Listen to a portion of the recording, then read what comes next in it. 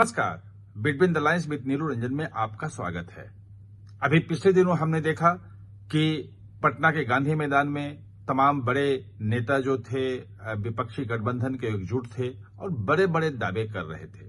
वो कह रहे थे कि वक्फ कानून को जो है तेजस्वी यादव ने कहा कि हम जो है फाड़ के फेंक देंगे, उसे लागू नहीं देंगे, सब कुछ कर देंगे। लेकिन सरकार अब उससे बहुत आगे बढ़ गई है। सुप्रीम कोर्ट में भी मामला पेंडिंग है, सुनवाई हुई है, उसका फैसला नहीं आया है। पूरा विपक्ष फैसले का इंतजार कर रहा है और जितने भी वक्फ जो संशोधन कानून है उसके खिलाफ जितनी भी संस्थाएं खड़ी हैं, मुस्लिम संस्थाएं, सबको इंतजार है कि सुप्रीम कोर्ट क्या फैसला देता है। सुप्रीम कोर्ट का फैसला जब आएगा तो आएगा। जो वक्फ कानून संशोधन कानून है उसको लागू करने से रोकने के लिए फाड़ कर फेंकने के जो दावे हैं वो देखे जाएंगे। जब सरकार बनेगी बिहार में तो बनेगी, और केंद्रीय कानून को कैसे वो फाड़ के फेंक सकते हैं, कैसे लागू होने से रोक सकते हैं, वो अलग बात है। लेकिन इस बीच सरकार ने एक बहुत बड़ा काम कर दिया है, और एक ऐसा काम कर दिया है कि जितनी वक्फ संपत्तियां हैं उसके पाई पाई का हिसाब देना पड़ेगा। जी हां, एक एक पाई का। आप कोई भी उसमें किसी भी संपत्ति के बारे में कोई भी चीज छुपा नहीं सकते हैं।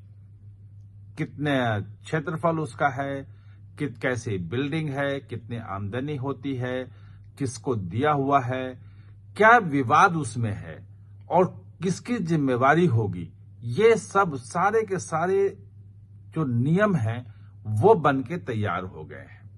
दरअसल जो प्रक्रिया है वो प्रक्रिया अगर आप समझेंगे तो आपको समझ में आएगा कि इन नियमों की क्या अहमियत है। दरअसल संसद में जब कोई कानून पारित होता है, संशोधन कानून था, संशोधन कानून उसको बोलते हैं, तो पारित होने के बाद कानून तो पारित हो गया, राष्ट्रपति ने अधिसूचित भी कर दिया उसको, वो कानून लागू भी हो गया। लेकिन उस कानून को लागू करने के लिए, जमीन पे उतारने के लिए बहुत सारे नियम बनाने पड़ते हैं, और उन नियमों में डिटेल्स होता है, बहुत ज्यादा डिटेल्स होता है कि कैसे वो कानून काम करेगा, जमीन पे कैसे उतरेगा।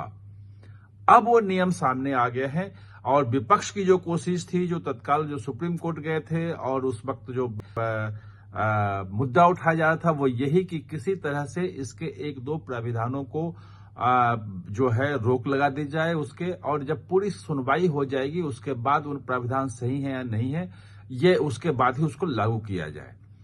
ये तमाम चीजें चल रही थी। सुप्रीम कोर्ट में शुरू में लगा था कि ऐसा कुछ होने वाला है, लेकिन बाद में सुप्रीम कोर्ट का रुख बदला। जो फैसला था वो सुरक्षित रख लिया गया है। अभी फैसला आया नहीं है, सुप्रीम कोर्ट जब देगा फैसला तब देगा। लेकिन इस बीच में जो आप ये कहें कि गुरुवार को सरकार की ओर से नियम जो हैं वो अधिसूचित कर दिए गए हैं, और उन नियमों में डिटेल में बताया गया है कि कोई भी विवाद कब कैसे चलेगा, कौन कौन कैसे बनेगा। जो जितने भी इसके पोर्टल पे अब हर संपत्ति का पूरा ब्यौरा देना पड़ेगा। ब्यौरे में जो संपत्ति का रखरखाव करने वाला जो मुतलवी होता है वो ये उसकी जिम्मेवारी है कि पहले अपने आप को रजिस्टर्ड करे, उसके बारे में जिस संपत्ति को वो देख रेख कर रहा है उसकी जानकारी दे, वो पहले किसकी थी, कब से हुई है, वो सारी चीजें उसमें रखे। और जब सारी चीजें उसमें आ जाएंगी तो वो पोर्टल पे साफ साफ दिखेगा कि देश में कितनी वक्फ संपत्तियां हैं, उससे कहां हैं, किसको किसको दिया गया है, क्या क्या आमदनी हो रही है, और उस पे विवाद क्या क्या हैं, कब किया गया, कब नहीं किया गया, तमाम चीजें उसमें आ गई हैं।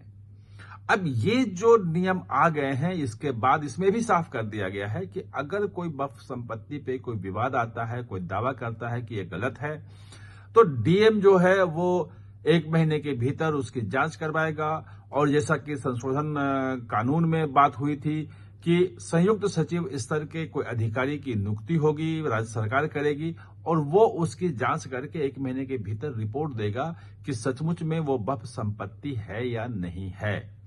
यानी कि अब वक्फ संपत्तियों को लेके जो पुराना रवैया था कि अगर किसी ने वक्फ बोर्ड ने घोषित कर दिया कि हमारी ये वक्फ की संपत्ति है, तो फिर आपकी कहीं कोई सुनवाई नहीं होती थी, हाईकोर्ट में भी आप नहीं जा सकते थे, उसकी सुनवाई जो होती थी वो सिर्फ वक्फ ट्रिब्यूनल में ही होती थी और ट्रिब्यूनल में लंबा समय चलता था, उसमें उन्हीं के लोग होते थे और उसके बाद आप जब ट्रिब्यूनल का फैसला आ जाएगा उसके बाद आप कहीं जाके जा सकते हैं। मतलब बहुत लंबी प्रक्रिया थी और तमाम पूरे देश में आप हर जगह आप देख रहे हैं कि उसके खिलाफ कैसे कैसे केस चल रहे हैं। ये जो प्राविधान थे कि हाई कोर्ट में, सुप्रीम कोर्ट में अपील भी नहीं करने देनी है, उन प्राविधानों को सरकार ने हटा दिया था और ये कहा था कि सुप्रीम कोर्ट और हाई कोर्ट में अपील हो सकती है, कोई भी जा सकता है और वहां सुनवाई हो सकती है।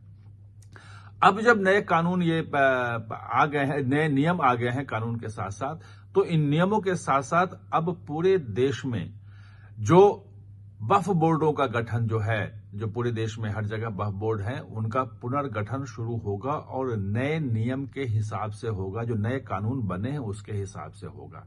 यानी कि उसमें महिलाओं को भी देना पड़ेगा, उसमें पसमानदा मुसलमानों को भी जगह देनी पड़ेगी और वो उसमें जो सरकारी जो अधिकारी हैं वो भी रहेंगे, देख रहे रहेंगे। उसमें जो जिला कलेक्टर है उसकी भी भूमिका रहेगी। विवाद होने की स्थिति में जो संयुक्त सचिव स्तर का अधिकारी होगा वो होगा और उसी के अनुरूप जो केंद्रीय वक्फ परिषद है उसका भी गठन होगा।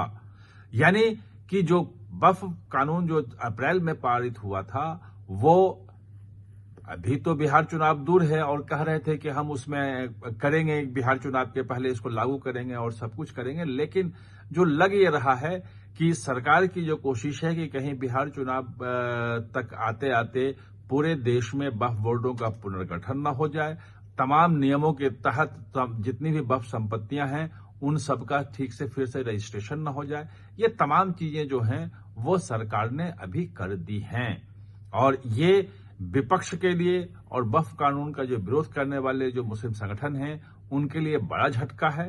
गांधी मैदान में उन्होंने शक्ति प्रदर्शन तो किया, लेकिन उस शक्ति प्रदर्शन का मुझे लगता है कि सरकार पे कोई फर्क नहीं पड़ा और सरकार अपनी गति से उस पर आगे बढ़ रही है। और हां, चैनल को सब्सक्राइब करना न भूलें, इसका बेल आइकन दबाएं ताकि नया वीडियो कोई भी आए तो उसका नोटिफिकेशन समय पे आपको मिल जाए।